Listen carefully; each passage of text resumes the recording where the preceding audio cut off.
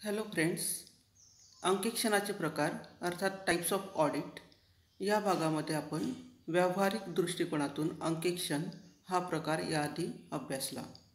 व्यावहारिक दृष्टिकोनातून अंकेक्षणामध्ये वार्षिक अंकेक्षण, सतत अंकेक्षण आणि मध्यावधी अंकेक्षण आपण यापूर्वी पाहिलं.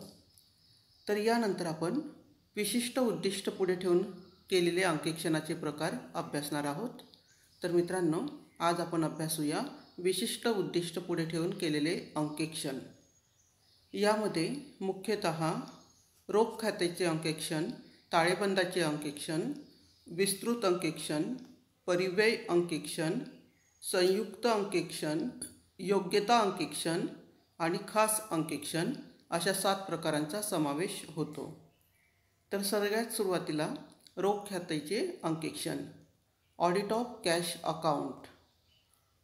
यामध्ये जेव्हा एखादा व्यावसायिक किंवा व्यवसाय संस्था विशिष्ट कालावधीत झालेल्या रोख व्यवहारांची किंवा पैशाच्या स्वरूपातील झालेल्या व्यवहारांची किंवा रोख विभागाच्या खात्यांची तपासणी करण्याच्या उद्देशाने अंकेक्षकाची नियुक्ती करते, त्यावेळेस त्यास रोख खात्याचं अंकेक्षण असं म्हटलं जातं किंवा रोख व्यवहारांचं अंकेक्षण असं संबोधण्यात येतं. म्हणजेच रोख व्यवहारांचं अंकेक्षण जर केलं जात असेल तर त्यास रोख खात्याचे अंकेक्षण किंवा ऑडिट ऑफ कॅश अकाउंट असं म्हणण्यात येतं. कॅशचे व्यवहार अनेक प्रकारचे होत असतात. कॅश डेबिट क्रेडिट व्यवहार जे काही कॅशचे होत असतात, त्या कॅशच्या व्यवहारांचं हिशोब तपासणी करण्याची ही एक पद्धती आहे. तर या प्रकारच्या अंकेक्षणात अंकेक्षक विविध पावत्या, अधिकृत कागदपत्रे, रोख पुस्तकातील जमा नावे इत्यादींची योग्य प्रकारे तपासणी करीत असतो. आणि ह्या अंकेक्षणाचा प्रमुख हेतू हा अफरातफरी, लबाडी, उघडकीस आणणे असा असतो. आणि त्यामुळेच ह्या अंकेक्षणामुळे संबंधित कर्मचाऱ्यांवर नैतिक प्रभाव पडतो आणि कर्मचारी अफरातफर किंवा लबाडी करण्यासाठी धजावत नाही. तर रोख व्यवहार प्रत्येक व्यवसायामध्ये होतच असतात, त्यामुळे रोख खात्यांचं अंकेक्षण हे महत्त्वाचं ठरत असतं. त्यानंतर दुसरा प्रकार आपण स्क्रीनवर बघतोय, ताळेबंदाचे अंकेक्षण, बॅलन्स शीट ऑडिट. ताळेबंदाचं अंकेक्षण म्हणजेच ताळेबंदामध्ये जे काही दर्शवलेलं आहे, ॲसेट्स अँड लायबिलिटीज, मालमत्ता व जिंदगी, देणी व संचित रक्कम यांच्या खात्यांवरून त्यांचं सत्यापन करणं, त्यांचं मूल्यांकन करणं होय.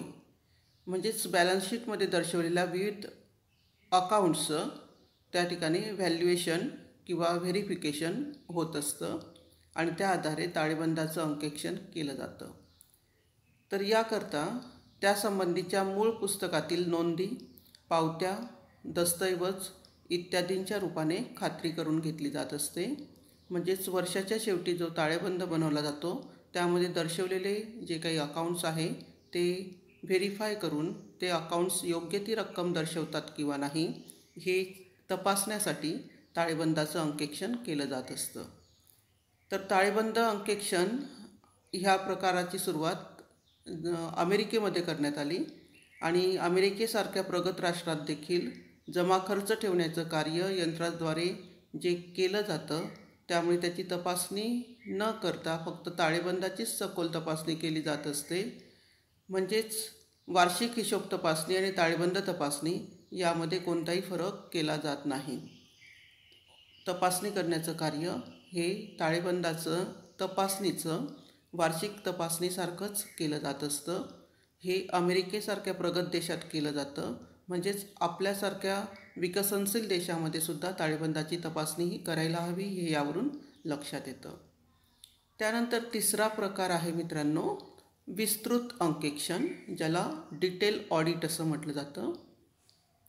नावावरूनच लक्षात येतं की विस्तारितरित्या अंकेक्षण करणे म्हणजेच एखाद्या बाबीचं विस्तारीकरण करून संपूर्ण अंकेक्षण करण्याची ही एक पद्धती आहे. जेव्हा एखाद्या व्यवसायातील काही निवडक किंवा विशिष्ट आर्थिक व्यवहारांची सखोल व परिपूर्ण तपासणी केली जाते, तेव्हा त्याला विस्तृत अंकेक्षण असं संबोधलं जात असतं. म्हणजेच एखादा व्यवहाराचा प्रकार हाती घेण्यात येतो आणि त्या व्यवहाराची सखोल विस्तृतरित्या तपासणी ही केली जात असते. त्यामुळे त्या व्यवहारातील जे काही बारकावे आहे ते लक्षात येतात, किंवा त्या व्यवहारामध्ये काही अफरातफर वगैरे झालेली असेल, काही त्यामध्ये कमतरता असेल तर तीसुद्धा लक्षात येत असते. उदाहरणार्थ, फक्त संपत्तीचं केलेलं अंकेक्षण, जी व्यवसायामध्ये भांडवल आहे त्या भांडवलाचं केलेलं अंकेक्षण, भांडवल कोणत्या पद्धतीने जमा झालेलं आहे, भागधारक कोण कोण आहेत, कर्जरोखेधारक कोण आहे, भागधारकांना जो भागांवर त्यांच्या इंटरेस्ट देण्यात आलेला आहे ते व्यवस्थित दिलं गेलं आहे किंवा नाही, कर्जरोख्यांवर डिव्हिडंड वाटप झालेला आहे किंवा नाही, प्रत्यक्ष झालेला आहे किंवा नाही हे चेक करणं. म्हणजेच एखाद्या भागाचं फक्त अंकेक्षण केलं जात असेल, मी उदाहरण म्हणून दिलं भांडवलाचं अंकेक्षण, आणि त्याद्वारे भांडवल जे दर्शवलं जातं आहे बॅलन्स शीटमध्ये ते योग्य रक्कम दर्शवतं आहे किंवा नाही याची तपासणी विस्तृत अंकेक्षणाद्वारे केली जात असते. त्याचे सर्व भाग सब पार्ट्स हे तपासले जात असतात. तर विस्तृत हिशोब तपासणीमध्ये ज्या व्यवहाराविषयी काही संशय असतो अशाच व्यवहारांची साधारणतः विस्तृत अंकेक्षणासाठी निवड ही केली जात असते. व्यवसायाच्या स्वरूपानुसार किंवा व्यवसायाच्या गरजेनुसार हे व्यवहार बदलते असू शकतात. म्हणजेच विस्तृत अंकेक्षणासाठी कोणता व्यवहार हाती घ्यावयाचा ते व्यवहार हे वेळेनुसार ठरवले जाऊ शकत असतात. तर ज्या व्यवहारांची साधारणतः शंका येते किंवा संशय उत्पन्न होतो अशा व्यवहारांची निवड विस्तृत अंकेक्षणासाठी सखोल तपासणी करण्यासाठी केली जात असते. थोडक्यात विस्तृत हिशोब तपासणी ही मर्यादित जमा खर्चाची सखोल तपासणी असते. त्यानंतर चौथा प्रकार आहे परिव्यय अंकेक्षण, कॉस्ट ऑडिट. परिव्ययाला खर्च असं म्हटलं जातं, त्यामुळे परिव्यय अंकेक्षणाला उत्पादन खर्च अंकेक्षण असं देखील म्हटलं जात असतं. तर परिव्यय अंकेक्षणाची व्याख्या काही तत्त्ववेत्त्यांनी दिलेली आहे. वॉल्टर बिग यांनी जी व्याख्या दिलेली आहे त्यामध्ये ते म्हणतात की परिव्यय खात्याची अचूकता तपासून परिव्यय खाते नियोजनाप्रमाणे ठेवले आहे किंवा नाही याबाबतची फेर तपासणी करणे म्हणजे परिव्यय अंकेक्षण होय. परिव्यय खात्याची अचूकता तपासून परिव्यय खाते नियोजनाप्रमाणे ठेवले आहे किंवा नाही याबाबतची फेर तपासणी करणे म्हणजे परिव्यय अंकेक्षण. तर परिव्यय अंकेक्षण करण्याचे वेगवेगळे हेतू आहेत. त्यामध्ये पहिला उद्देश आहे उद्योगधंद्यामध्ये उत्पादन खर्चाचा हिशोब परिव्यय अंकेक्षणाच्या तत्वानुसार ठेवला आहे किंवा नाही ते पाहणे. म्हणजेच पहिला हेतू आहे उत्पादन खर्चाचा हिशोब तपासणे. त्यानंतर दुसरा उद्देश आहे उत्पादन खर्चाच्या नोंदीमध्ये काही चुका, उणिवा, अनियमितता झालेली असेल किंवा काही गैरप्रकार झालेले असतील तर ते शोधून काढून त्यावर योग्य ती कारवाई करणे. म्हणजे गैरप्रकार शोधून काढणे आणि योग्य ती कारवाई करून ते हिशोब पुस्तके नीट ठेवण्याबाबत, व्यवस्थित ठेवण्याबाबत मार्गदर्शन करणे हा दुसरा हेतू. त्यानंतर तिसरा हेतू आहे उत्पादनाचा खर्च योग्य आहे किंवा नाही याची तपासणी करणे. उत्पादन खर्चाच्या योग्यतेबद्दल तपासणी करणे हा तिसरा हेतू. चौथा हेतू आहे परिव्यय अंकेक्षणाचा उत्पादन खर्चाच्या जमा खर्चाची गणितीय परिशुद्धता पाहणे. गणितीयदृष्ट्या ते योग्य आहे किंवा नाही हे तपासणे हा चौथा हेतू परिव्यय अंकेक्षणाचा आहे. थोडक्यात काय, परिव्यय अंकेक्षणामध्ये झालेल्या खर्चाची सखोल तपासणी ही केली जात असते. त्यानंतर पाचवा प्रकार आहे संयुक्त अंकेक्षण, जॉईंट ऑडिट. तर एखाद्या व्यवसायामध्ये 2 किंवा त्यापेक्षा अधिक अंकेक्षकाची नियुक्ती जर केली जात असेल तर ह्या अंकेक्षकांद्वारे केलं जाणारं अंकेक्षण म्हणजेच संयुक्त अंकेक्षण, जॉईंट ऑडिट. एकापेक्षा जास्त ऑडिटर्सने केलेलं ऑडिट. तर ज्या उद्योग व्यवसायाचे आर्थिक व्यवहार हे मोठ्या प्रमाणावर असतात अशा व्यवसाय संस्था जमा खर्चाचं अंकेक्षण हे संयुक्तरित्या करत असतात. म्हणजेच मोठ्या व्यवसाय संस्थेमध्ये किंवा ज्या व्यवसाय संस्थेचे आर्थिक व्यवहार मोठ्या प्रमाणात आहे अशा व्यवसाय संस्थेमध्ये संयुक्त ऑडिट हे अप्लाय केलं जात असतं. एकापेक्षा जास्त ऑडिटर्सची नेमणूक केली जात असते आणि एकापेक्षा जास्त ऑडिटर्सची नेमणूक केल्यामुळे एकापेक्षा जास्त अहवाल जे प्राप्त होतात त्याचं एकत्रीकरण करून एक सामायिक अहवाल बनवला जात असतो. तर संयुक्त अंकेक्षण प्रकारात अंकेक्षकाची अंकेक्षणाबाबतची जबाबदारी वैयक्तिक असते, तसेच ती संयुक्त देखील असते. वैयक्तिकरित्या तो त्याचं जे काही काम सोपवलेलं आहे ते करण्यासाठी त्या ठिकाणी बांधील असतो.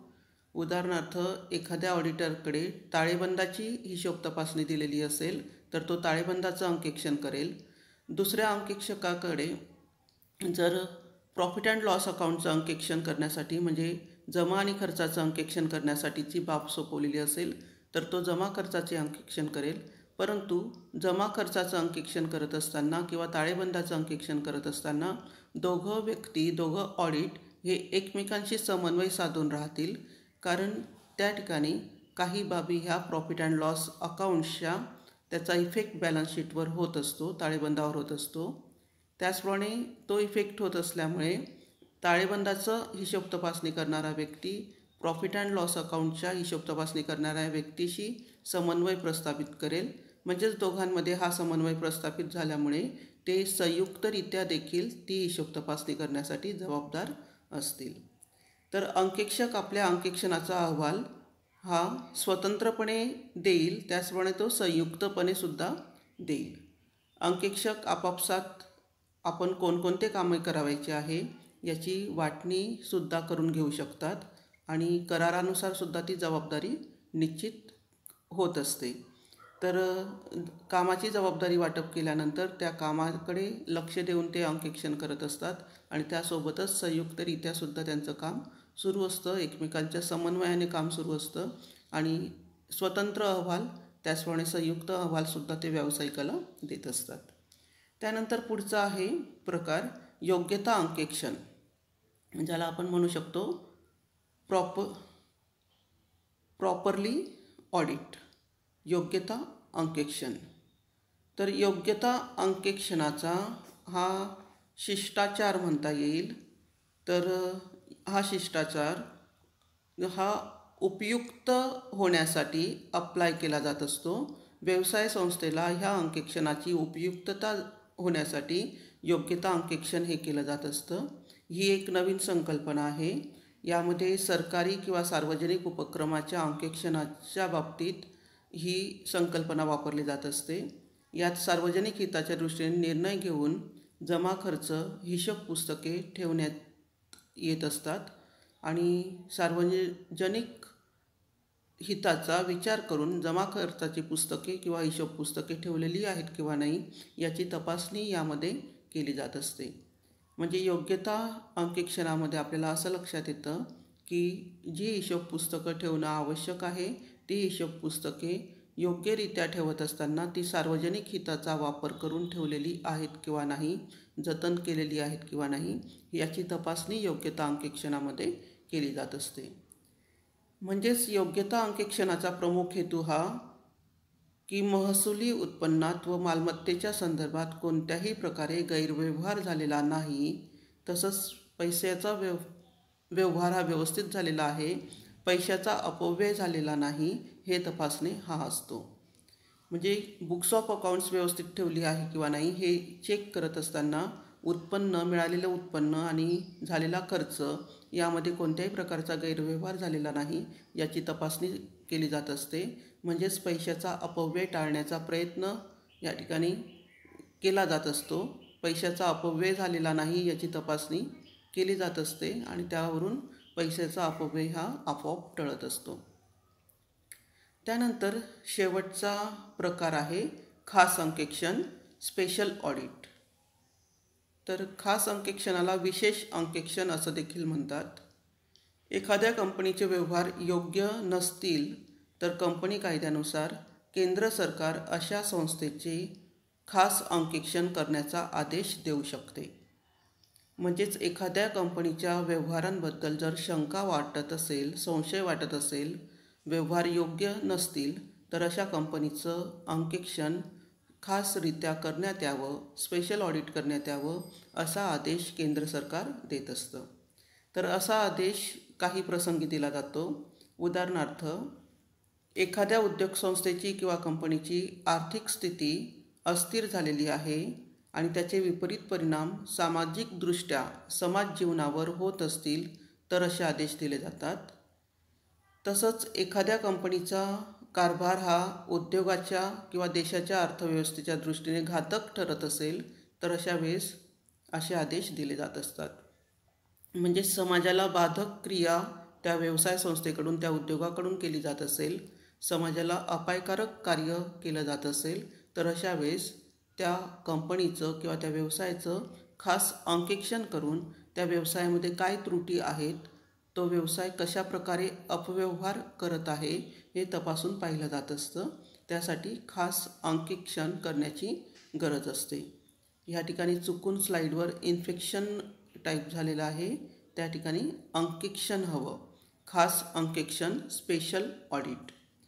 तर अशा पद्धतीने केंद्र सरकार खास अंकेक्षण करण्यासाठी योग्य त्या पात्र अशा अंकेक्षकाची नेमणूक करत असते आणि अंकेक्षणाचं काम पूर्ण झाल्यावर अंकेक्षण केंद्र सरकारला योग्य असा अहवाल सादर करत असतो.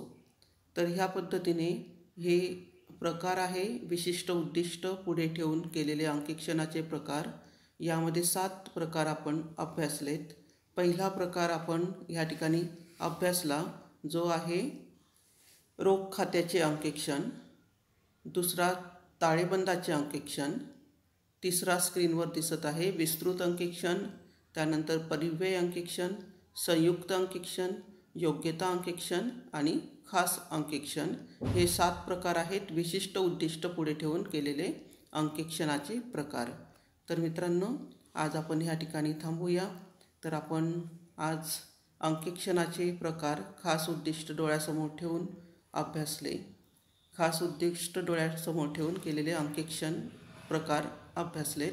यानंतर आपण पुढच्या लेक्चरमध्ये माहिती प्रणालीचे अंकेक्षण आणि कर अंकेक्षण अभ्यासणार आहोत. तर आज आपण इथे थांबूया. धन्यवाद.